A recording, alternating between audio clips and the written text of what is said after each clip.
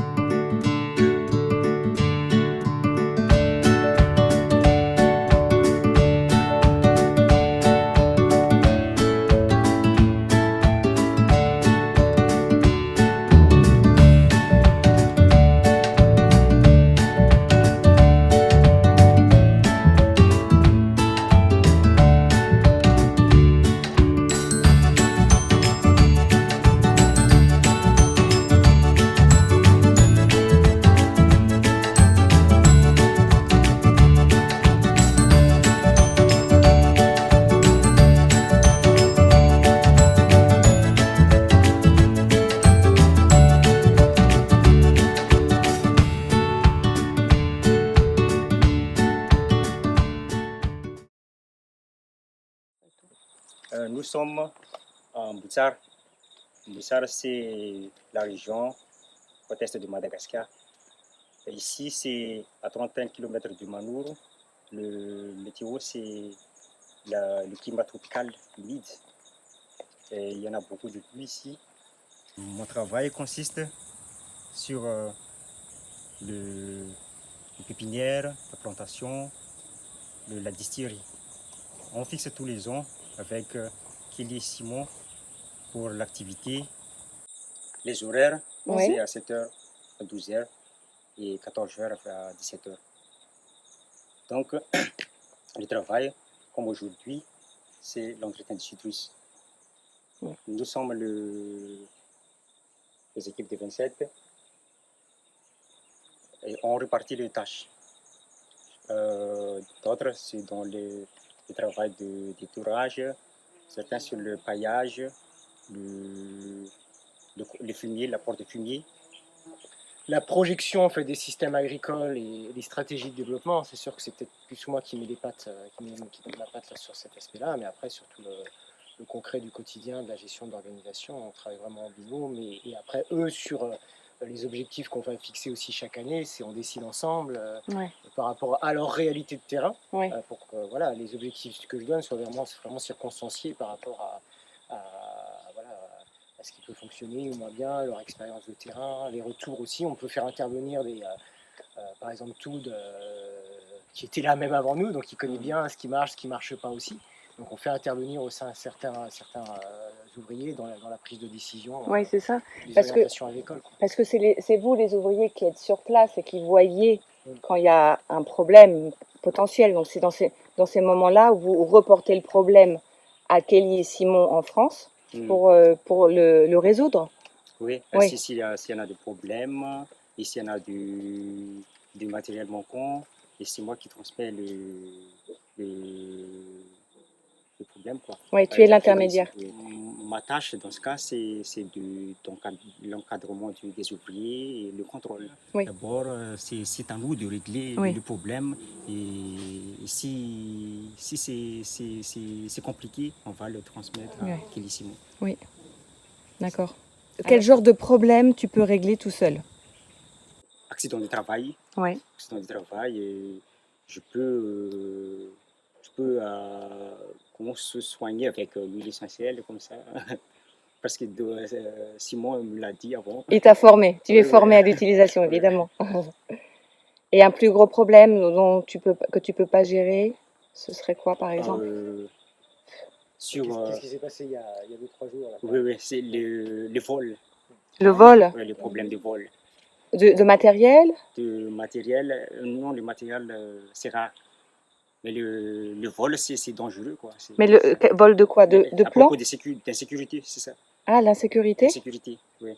Surtout si pendant la récolte des girofles, c'est ça le vrai problème. Parce qu'ici, il y en a beaucoup de girofles. Il y a beaucoup de clous qui sont récoltés, qui sont mis à sécher. À sécher, ici. Donc c'est attirant pour les voleurs. Pour les voleurs, c'est ça. Parce qu'ils sont là à disposition et ils peuvent venir la nuit, par exemple. La nuit, oui, comme ça. Ok. Le vol, c'est principalement avec le giroflier. Les girofles. Mais cette année, on constate le vol de cannelle.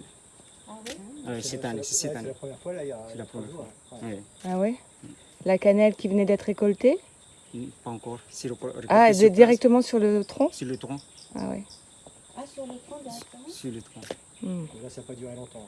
On les a vite, Vous les avez Mm. trouvés? Et comment vous faites dans ces cas-là, enfin l'intervention sur le terrain? Je mets le plainte. Je posais le plainte Ah au oui? chef La du village. police? Au chef du village. Au chef du village. Le chef du village, on attend 6 mois pour la suite. Par exemple, sur des situations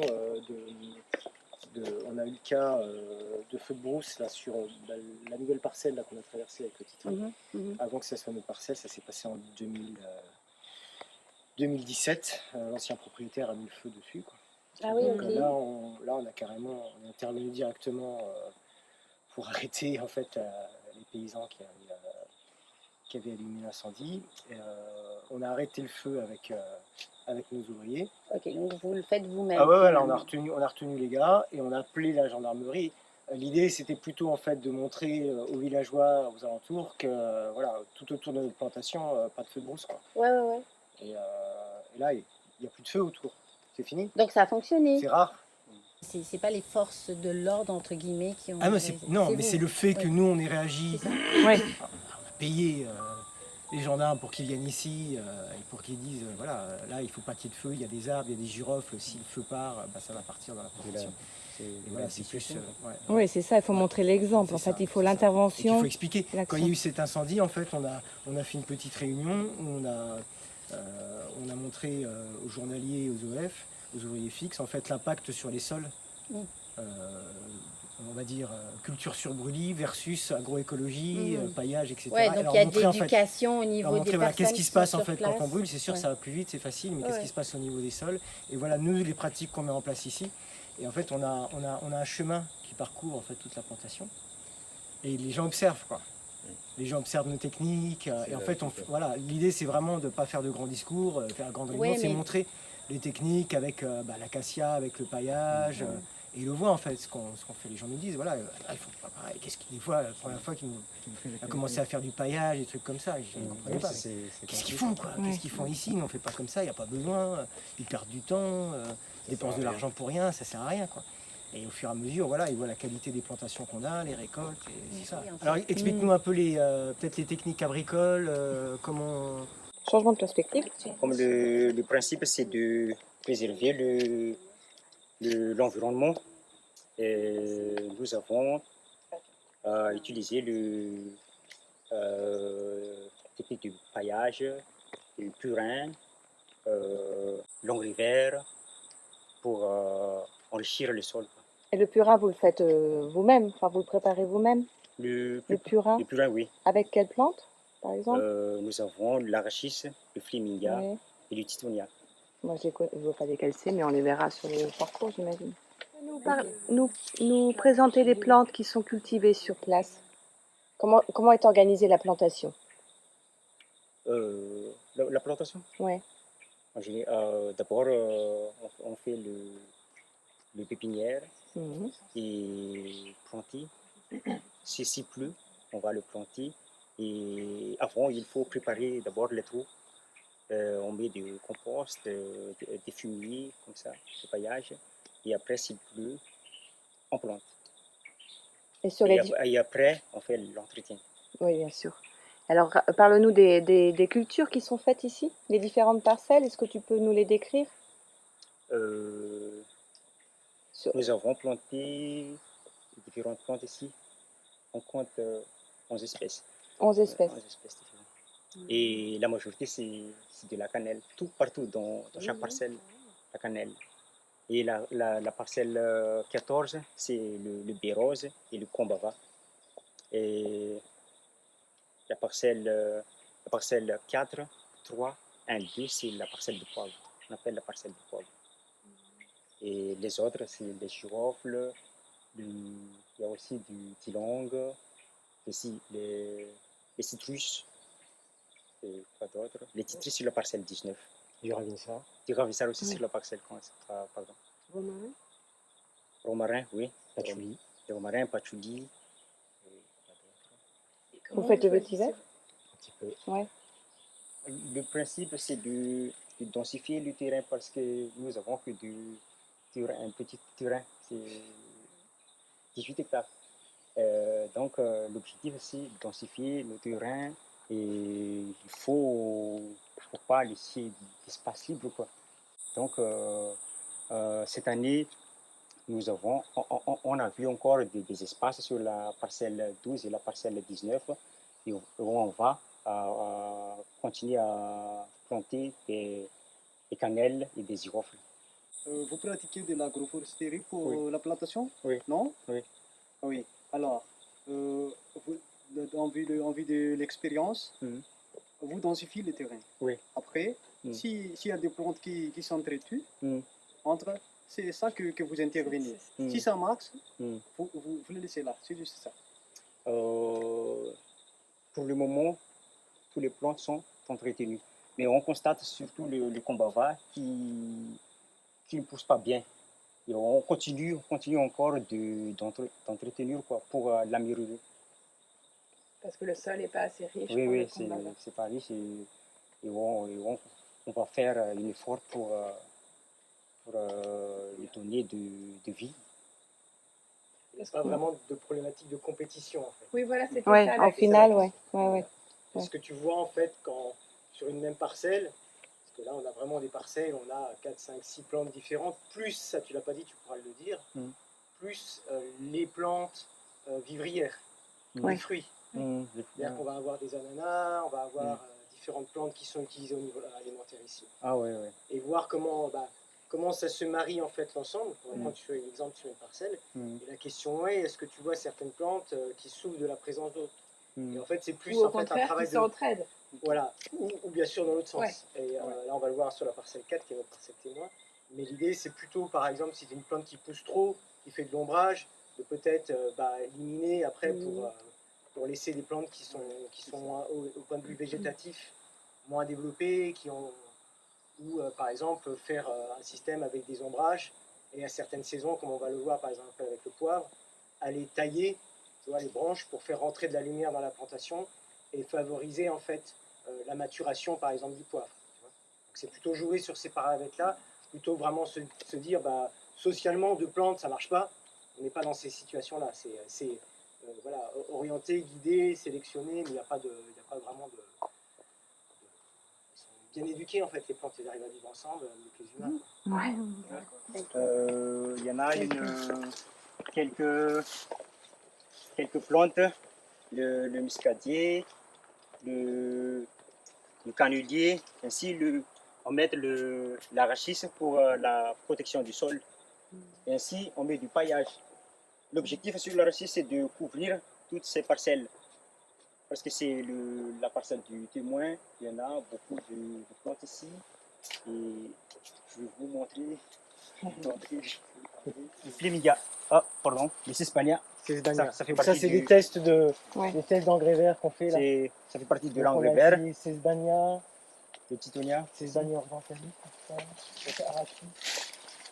arachis, Cespania. Avant, c'est la production du sol aussi. On met le paillage pour couvrir le sol. On met de gros paquets de paillage pour couvrir le sol. Ouais. Le paillage, c'est de la protection du sol. Et ensuite, c'est de la fertilisation aussi. Comme vous voyez, il y en a des champignons, et aussi des insectes. Partout, il y en a des insectes, la terre est humide, les champignons. Avant, la terre, c'est dur. Ouais. Là, c'est dur.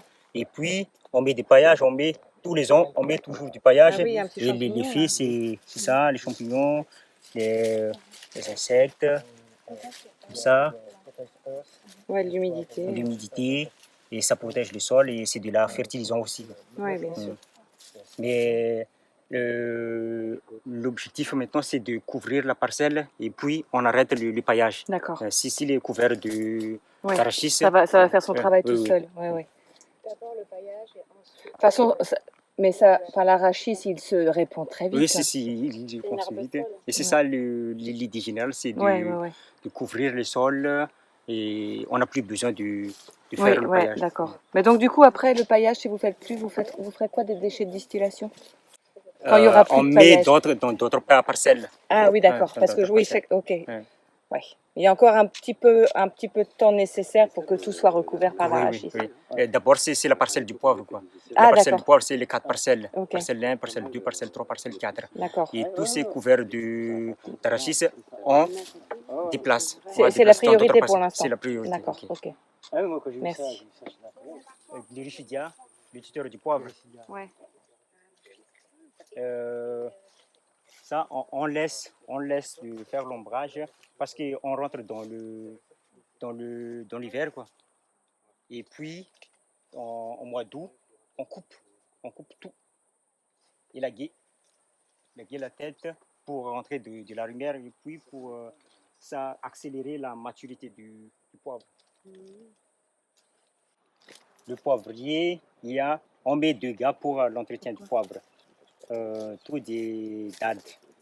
L'entretien en général, c'est le cordage, et, le gourmandage, enlever le gourmand et l'étiquetage. L'étiquetage se fait à partir au mois d'août, quand il sera très chaud, et on va l'étiqueter pour bien mûrir le grain. Et la récolte se fait 2 fois par an. La première récolte, c'est au mois d'octobre.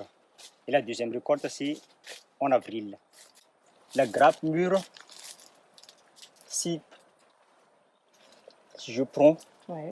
un petit grain, s'il ne crase pas, dans ce cas, le grain c'est bien formé D'accord. à l'intérieur. Il ne faut pas que la graine s'écrase entre les doigts. S'écrase, oui, Ouais. entre les doigts. Avec un peu de pression.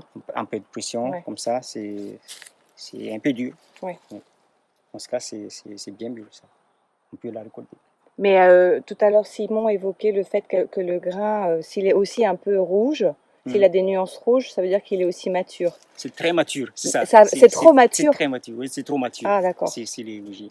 Ah, ok. Ça veut dire que vaut mieux pas le récolter. Oui. Le mieux, c'est de la couleur verte. La couleur verte, mais plutôt dure. que de la rouge. Ouais, avec quelques grains rouges. sur la Quelques grappe. grains rouges. Quelques nuances, tu veux dire. Non, c'est-à-dire que sur la grappe, Ah la oui, maturité n'est pas d'accord. uniforme. Ok. C'est-à-dire que tu peux avoir quelques grains rouges. Ouais. Et par contre, si tu attends trop, tu vas avoir l'ensemble de la grappe qui va être rouge. Mm. Et là, déjà, tu risques en fait d'avoir des grains qui vont tomber Ouais. au sol.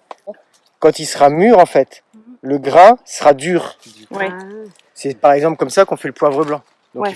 il faut tester en fait sur chaque grappe Purée, ouais. pour vérifier en fait. Bah, après, ils ont l'œil si tu veux. Ouais. À partir du moment où tu as en fait une taille importante et surtout les grains qui commencent à rougir Ouais. sur Ok. la grappe. D'accord. En fait, le poivre blanc, c'est un poivre très mûr qu'on vient en fait laisser tremper pour aller décoller en fait la pulpe Voilà. qui est autour du grain et ensuite on vient gratter en fait pour retirer cette pulpe. Et c'est que le grain sans C'est la que- pulpe voilà, c'est autour que le qui grain reste. sans la pulpe. C'est un process post-récolte pour aller enlever la pulpe du fruit et garder que le. Donc le poivre blanc, c'est juste une épice au final.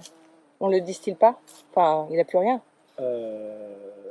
Bah si, mais l'arôme en fait est réparti à la fois sur la pulpe et sur le grain. Oui, Mais d'accord. après, d'un point de vue organoleptique, pardon, je sais pas si. Non, mais le poivre blanc, quand on achète du poivre blanc, c'est du poivre qui a été. C'est du poivre noir. C'est du poivre noir dont préparé, on a ôté la pulpe c'est ça. et qui. Disons que le seul avantage sur le poivre blanc, c'est qu'on est sûr de la maturité puisque la graine est formée. Ah oui. Alors que beaucoup en fait de poivres noirs qui sont vendus sur le marché, c'est ce qu'on appelle du poivre léger. Mhm. C'est-à-dire que le poivre est pas mûr en fait. Parce que dans le cas par exemple d'un collecteur, tu vois, qui va passer pour acheter du poivre, le paysan il va récolter tout son poivre d'un coup. Et il va pas faire le travail que nous on fait. Là, c'est ça qui est important, c'est que comme on a 2 gars en fait spécialisés qui font que ça, le mec tous les jours il taille, il forme, il machin, il regarde, ah ça c'est bon, je prends 4-5 grappes ici, tac tac tac, et voilà. Oui. Et on va vraiment pouvoir choisir en fait la maturité. Et après, il y a aussi il y a d'autres choses que l'on fait sur le poivre, le fait qu'on n'échaude pas, la manière de sécher, Ouais. tout le Est-ce que ça process. c'est chaud le poivre? Tout le monde est chaud. Mais t'enlèves une grande Tout le monde partie chauffe. des, 30 de à la 40%. Il y a des publis à La Réunion qui ont été faits. Ah ouais. 30 à 40% des composants volatiles sont perdus lors de l'échaudage. Mais parce que c'est plus facile, c'est un process qui, Bah, qui gagne en du fait, temps. En fait, quand tu échaudes, ça permet d'éliminer potentiellement. Bon, là, ça se voit pas trop, mais si tu regardes bien en fait le poivre, tu vas avoir beaucoup de petits filaments, beaucoup de développement fongique en fait. Ah d'accord. Ok. Donc, si tu le récoltes et que tu le mets pas dans des bonnes conditions en fait de séchage, si tu le fais sécher sur une natte, tu vois, au sol avec quelque chose qui garde un peu l'humidité, bah, tu vas avoir un développement fongique beaucoup plus important. Ton poivre, il va blanchir, il va être, voilà, il va être une présentation, il va pas être beau du tout, quoi. Il risque de se dégrader. Donc l'échaudage, ça va te permettre de le stabiliser au niveau microbiologique. Ouais. Et ton séchage, en fait, étonnamment, mais ton séchage va s'opérer beaucoup mieux. Donc il est chaud, au même titre que la vanille. Et par contre, il y a une perte, nous on le voit, Ah oui, bien on sûr. atteint les 5% de rendement sur la distillation d'huile essentielle de poivre, alors que normalement ils sont autour de 4%. Donc Ah oui, oui. on a des meilleurs rendements parce qu'on a un process de distillation, mais aussi surtout parce que vous les chaudez. notre matière est préservée et on préserve les composants volatiles lors du séchage. Donc après, voilà, c'est comment nous on va le sécher pour que sans échaudage, on n'ait pas ce développement fongique. Donc après, Ouais. ça c'est le matériel de séchage utilisé, c'est la surveillance qui va être faite de Au la sortie, quotidien. de la mise au soleil, Ouais, ouais. ouais, de l'aération, de la ventilation pour permettre un bon séchage. Ouais. C'est ça. Combien de temps il est mis à sécher le poivre après la récolte? Tout dépend du soleil. climat. Ah oui, bien sûr. Ouais, ouais. 4 jours, s'il fait beau, 4 jours. 4 jours. Ouais, Ouais. s'il fait beau, 4 jours. L'idéal c'est 4 jours de soleil quoi. 4 jours de soleil. Sur le poivre. Le terrasse ici. Ok. En moyenne. Sixième poivre. Oui. Deux. Si météorite qui terre. Récilia. Fomba fanaovana azy amin'ny pépinière. Ty no alay. Tovy ity. De tapahina. Zao. Ohatran'ity. Satroka amin'ny po. Amin'ity zany atao amin'ny po izy ohatran'izao. Après 8 mois. Ouais. Plantaine comme ça. Attends les plantations. 4 mois après. Ouais. Première taille. 20 cm. Ok. Ok. Avec et tout. 20 cm. Ok. 4 mois après les 20 cm. 4 à 20 cm. Deuxième taille. Deuxième taille. Ça fait 8 mois. 8 mois après les plantations. Après, mamatra. Mamoaka an'ity. Après les 8 mois, 1 an, des fois, mamoaka les floraisons. Après combien de temps? 1 an. 1 an? Il y a Un une an. première grappe. Là, tu zany efa magnatao les fleurs izy 1 an après. Ok. Les fleurs, misy les premières fleurs. Ty zao deuxième ty le efa matoy mois de mai, juin, ty matoy masaka. Fa première récolte ty mois d'octobre, novembre ty vao matoy. De rehefa matoy izy misy masaka de alainy tangosana de atapy de maina sara satria mafana le andro. De am'le resilia zany rehefa ohatra izy ka ambo anjakony ty azy izy mitay anazy de mila fatorony ihany sao de misy rivotra de miesika mafy izy de tapatapaka avekeo liany mitony de igny zany matorona anazy ilany tady ty de gourmand. Dans notre société, les salariés sont, on peut dire que de bonnes situations par rapport aux autres villageois, car ils ont des revenus tous les mois et aussi presque tous les 6 mois on fournit des semences pour cultiver dans sur la parcelle parce qu'on donne aussi des parcelles pour cultiver, pour avoir une autonomie alimentaire. On donne des parcelles pour cultiver.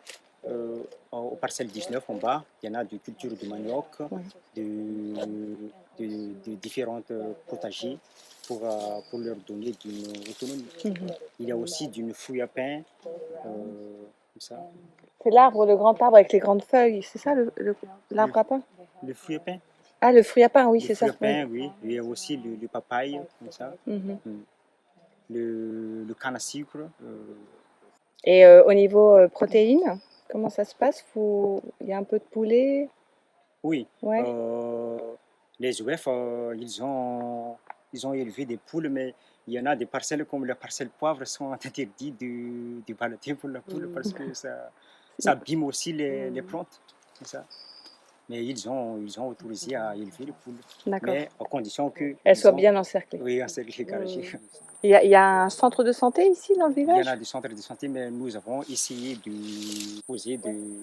venir des médecins pour les soigner. L'idée, c'est de faire un contrôle annuel, en fait. Faire une visite médicale annuelle. Mais sinon, pour vous soigner au quotidien, il y a quand même une présence médicale. Si c'est pas un docteur, il y a un tradipraticien ou non? Ça, c'est non, mais on essaie aussi de soigner avec les plantes. Oui, bien sûr. C'est vraiment développé en accord avec le système de santé local déjà existant.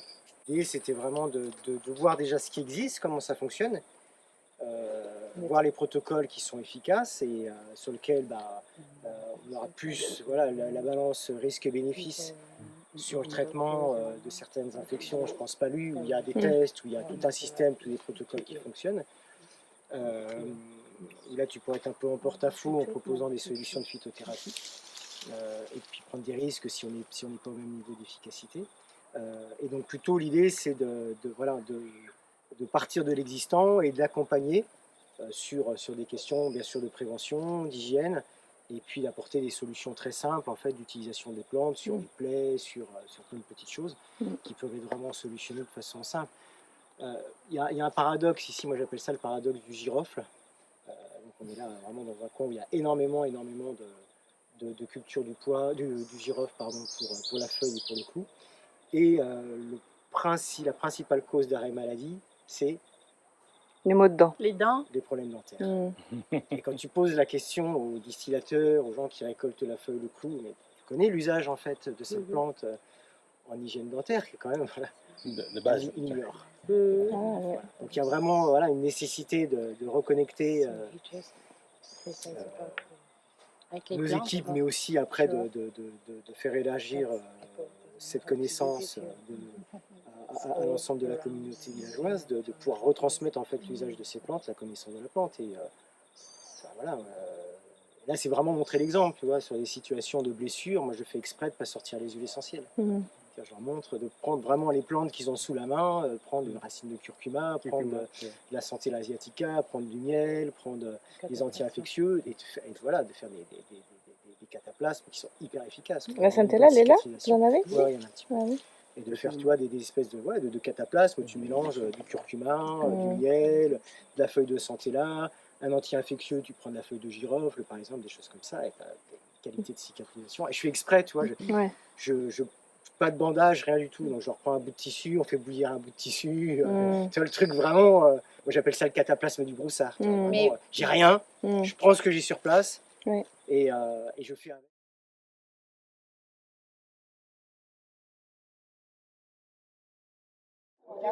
Alors, Villa Simon. C'est des acacias.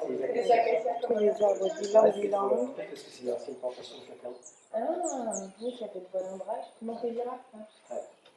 Magnifique. Acacia, ombre de cacao.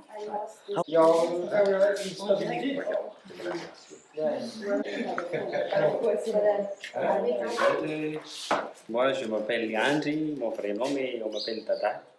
Je suis le responsable de Villa Simon, on appelle ici Villa Simon. J'ai travaillé avec Kelly et Simon depuis il y a 10 ans. Et ils m'ont formé à être responsable, à s'organiser le travail, même à faire la distillation, à entretenir les plantations. Nous sommes ici sur la côte est de Madagascar. Villa Simon se trouve déjà au bord du fleuve Mangour. Il y a un fleuve et on est à quelques kilomètres de l'océan et de l'embouchure avec le Mangour et l'océan en fait. Ici, c'était une ancienne plantation coloniale en fait. Ils ont planté ici de la vanille, des cacao, des cafés, comme ça. Et après, après l'époque coloniale, tout était en abandon, c'était du pâturage de zébus et tout ça. Et là, on est venu depuis 2019 qu'on a commencé à faire la plantation ici. On a commencé par les bâtiments et faire quelques petites plantations d'ylang. On a commencé à tester le ravintsar et l'ylang et des citrus. Et déjà, on a bien vu le bon résultat avec le ravintsar et l'ylang qu'on a continué jusqu'à maintenant. On ne fait pas de monoculture ici, on essaie toujours de faire de la culture associée. Donc avec l'ylang et le ravintsar ici, on a aussi mis du gingembre papillon qu'on a ramené de Mouramang sur la route de la RN2, des rhizomes qu'on a plantés ici. Donc quand tu dis que vous avez récupéré des rhizomes à Moramang, c'était des rhizomes sauvages? Oui, des rhizomes Ah sauvages. d'accord, ok. Vous On ne a les avez pas réuni- achetés à une pépinière Non, ce n'est pas une pépinière, mais Ok. avec des villageois à Mouramang. D'accord. Et on est ramené ici et on les planté. Combien de kilos de rhizomes vous avez planté? Déjà, en tout, ça fait 10 tonnes. 10 tonnes de rhizomes. De rhizomes qu'on a Wow. plantés, oui. Purée. Et ensuite, vous les avez éparpillés un peu. On les a plantés Plantés un entre peu les partout. ylangs et les Ouais. ravintsars, comme ça. Et là, on voit aussi le résultat. On a planté depuis 1 an et demi et on a déjà récolté l'année dernière. Et ça a donné sur les feuilles et sur les fleurs. Et sur la parcelle aussi, on a planté de la citronnelle. On a de la citronnelle, on a 4000 m² de citronnelle. On a aussi 700 m² de jaribette. Ah oui. Et je vous montre après. Après, il y a aussi des tests de gingembre, des tests de citronnelle de Java, de palmarosa et tout ça. Super. De patchouli aussi. Ouais, ouais, ouais. Et il y a combien d'hectares? Peut-être tu l'as dit, mais j'ai pas fait attention. 14 hectares, enfin 14. 3 hectares en tout parce qu'il y a encore une autre parcelle là-bas qu'on récupère des bois, on utilise pour les bois du chauffe. En fait. D'accord, donc là, la parcelle ici, Ici on a 14 et le reste D'accord. 9 hectares. 9 hectares encore pour le bois de chauffe. Ouais, pour les bois de chauffe. Mais il y a une plantation de cannelle et de girofle, mais c'est encore loin d'ici. Oui, ok. Et tu t'occupes aussi des distillations? Oui, Guy et Simon, ils m'ont formé aussi à faire la distillation. Quand il a des distillations à faire, ils m'ont donné à le faire. Oui. Donc il y a 28 ouvriers fixes, 8 à 9 gars et 17 femmes. Donc eux, ils travaillent sur 2 parcelles en fait. Ça, on a mis en parcelle 1, ici jusque là-bas. Et l'autre, c'est la parcelle 2. D'accord. Et la parcelle 1, qu'on a déjà plantée il y a 4 ans, qui a les ylangs et les ravintsars. Là, on vient de défricher la parcelle 2. Et D'accord. on va commencer pour planter on a déjà planté des ylangs, des citrus, on a déjà essayé. Les citrus n'est pas terrible, mais l'ylang, toujours ça va. Hmm. Et là, on continue toujours à défricher. Il y a encore des parcelles avec ces équipes qui ne sont pas encore plantées. En fait. Elles sont ensauvagées. Ouais, encore à défricher. Hmm. Ouais. Parce que ici, notre problématique, c'est que la terre est très riche, en fait. Et les mauvaises herbes, ça pousse très très vite. Avec les pluies aussi. Partager des parcelles et tout ça, pour qu'une personne occupe sa propre parcelle, que ce soit entretenu tout le temps. Donc c'est fixe. C'est fixe, et ce sont des Donc ils vont toujours sur la même parcelle sur la travailler. même parcelle, oui. D'accord. Et ils s'occupent de paillage, comme Ouais. vous avez dit, De débiner un entretien, peu oui, autour. taillage et Ouais. tout ça. Ok. Arrosage pendant la période sec. Ah oui. À peu près 2000 m². Pour une personne. J'ai une toit en fait, qui sont en tout. Nous sommes à peu près ici en fait. Et là, c'est la parcelle 1. Et là, les mesures et les noms de chaque personne responsable. Ça, c'est quand même le résultat, Simon, de 5 années de travail.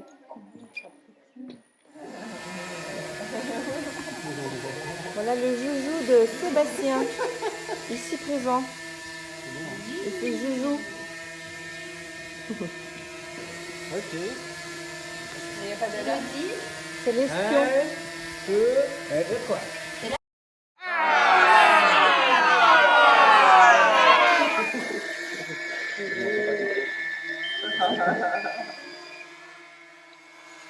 Entre modernité et tradition. Je me suis rasé ce matin, ça va. Wow, atterrissage en Alors, sur le douceur. bois de chauffe, là, on est en train de clôturer tout le terrain avec des acacias, à la fois pour faire brise-vent et pour avoir un apport de bois de chauffe. Alors là, pour l'instant, on n'avait pas trop à se soucier parce que comme au début, on est sur du défrichage, donc il y a tout le bois qui est sorti du défrichage. Donc, mais il faut bien anticiper justement cette jonction entre la période défrichage et puis la maturité des arbres de plantation pour le bois de chauffe, quoi. Et donc ton bois qui sèche dehors, là, après tu vas le rentrer. Ouais, il faut le laisser dehors. Même s'il flotte, c'est pas grave. Ouais. Il sèche comme ça. Oui, il sèche comme ça, mais après tu le rentres. Et après, je le rentre. Ouais. C'est un taf aussi. Ah oui, 10% du travail, généralement, de nos équipes, c'est la gestion du bois de chauffe. 10 à 15%. Ouais, c'est ça. Ouais. Débitage, Parce qu'il en faut, transport, séchage. Le prix de revient, en fait, on a à peu près, quand on calcule ce que ça nous coûte en fait, de récolter avec nos équipes, de préparer, etc., on est à peu près sur le prix de revient sur auquel on achèterait en fait, localement. Mais au moins, là, on a la sécurité qu'ils n'ont pas été coupés à manguer, tout n'importe quoi, qu'on a un bois de qualité, bien sec, voilà, on a une durabilité et puis voilà, une qualité de bois. Par contre, où est-ce qu'il brûle beaucoup, malheureusement ici, des vieux manguiers, des vieux litchis, des trucs comme ça c'est nul. Tu consommes comme pas possible et ça brûle mal, quoi.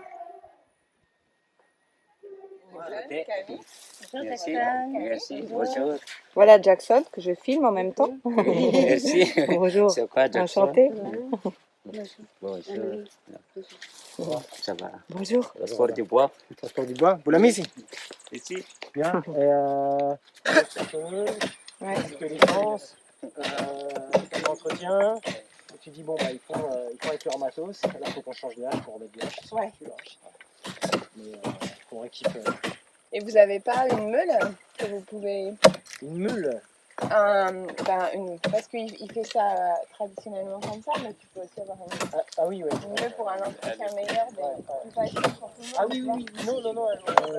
Et là, ce qui est intéressant sur cette citronnelle, qui n'était pas décrite correctement en fait à l'origine, c'est qu'on a un taux très très faible d'alcool en C10 et beaucoup de myrcène.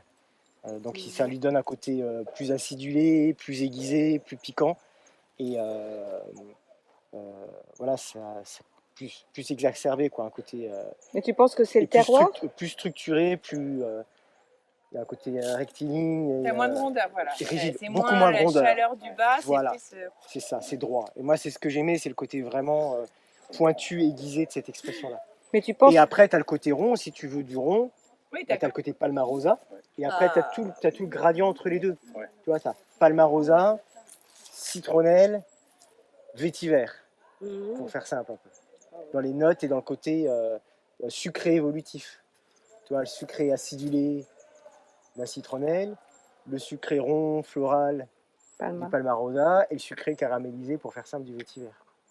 Et tu as tous les champs en fait entre les deux. Ouais, ou une remontée à la limite. Ouais, aussi. Ouais, c'est ça, ancrage vers élévation, quoi. Ça, vétiver. Ouais. Mais même le Palmarosa, je trouve ça assez bas en fait. Ah oui, c'est plutôt une note basse de cœur. Hein, mais l'expression myrcène, ce serait plutôt le terroir. Oui. Ouais. Terroir et puis variétal, quoi. C'est l'étage qui me... Positive. Parce qu'en gros, là, c'est des terres qui ne sont pas valorisées. L'année dernière, ils ont fait un petit peu de riz, mais là, il n'y a plus rien qui est fait. Donc, arriver en fait à trouver le bon équilibre entre les cultures de rente qui permettent de faire rentrer des devises, qui permettent de trouver des activités commerciales, et en même temps de trouver le bon équilibre avec les cultures de rente et l'autonomie alimentaire.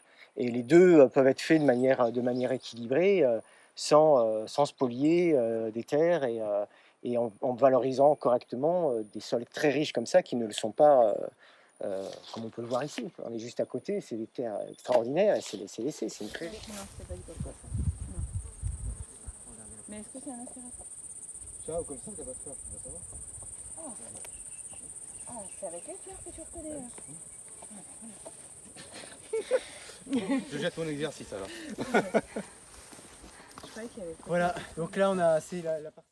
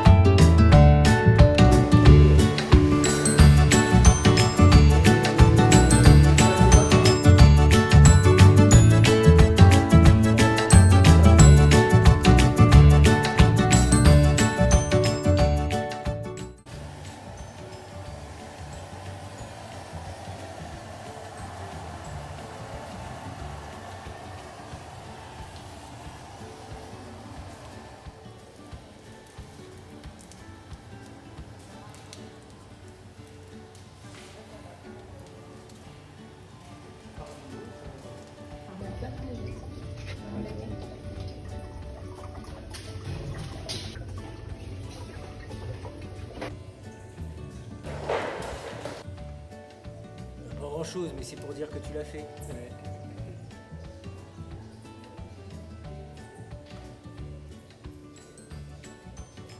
Elles sont la magie opérée. Tout ce travail. J'ai une anecdote comme ça. Quand on a installé la distillerie Il a un virage levé avant.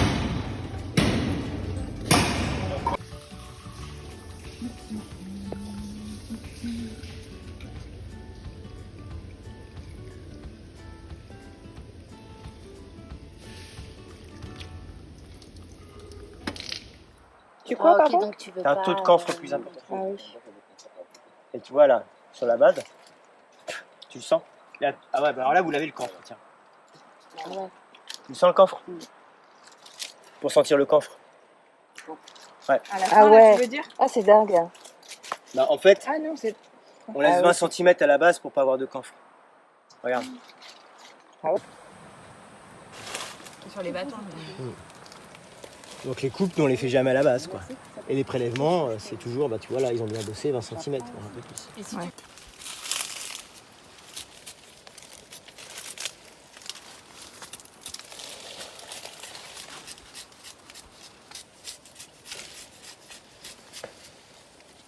Et donc finalement, c'est la première fois que tu es en train de bosser comme. Ouais, c'est ça, T'as c'est pas eu un le réflexe de contre-jour. fermer ton œil parce que t'as pas vu Ouais, ça venir arrive l'écho. tellement vite. Puis surtout, c'était autre chose. À notre fenêtre. Ah oui. Ah ben.